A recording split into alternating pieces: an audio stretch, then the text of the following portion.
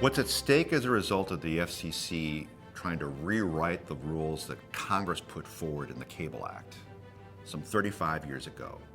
What's at stake is communities being able to get fair compensation for the use of their property, for cable companies to be able to have a license to make money, and for communities to have channels in which they can actually communicate with one another. What it really means is that the largest media corporations in America will be in a position to extract more money from local communities and in return give nothing. The public rights of way have a real value. They have a real monetary value that's been recognized, and the FCC is attempting to take that from people.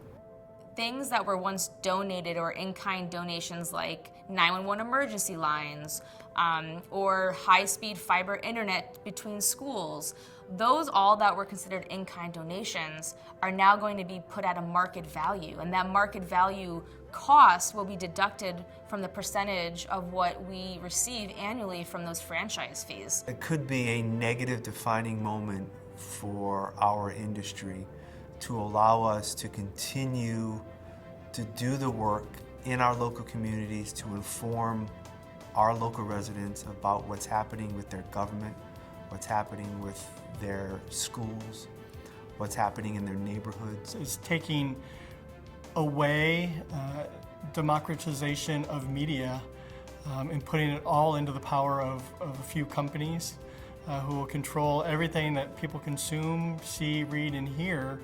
I mean, I think what's at stake really is the uniqueness of community media. I think what's beautiful about access is that it creates possibility.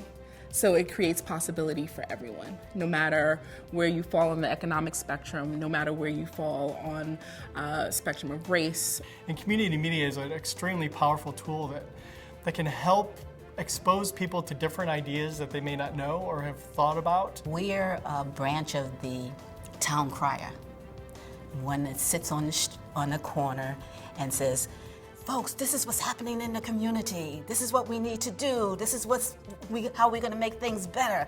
Just rise up and get your voices going. That's what we are. What's at stake is losing community voice, but from an educational standpoint, one of the things that we lose is providing students a real opportunity to have access to tools that they would have never had access to before, such as camera equipment, space, learning and knowledge, but also being able to use those tools to be able to have a voice. Community media is essential in our current political climate. We have a cacophony of very loud voices in our commercial media spaces.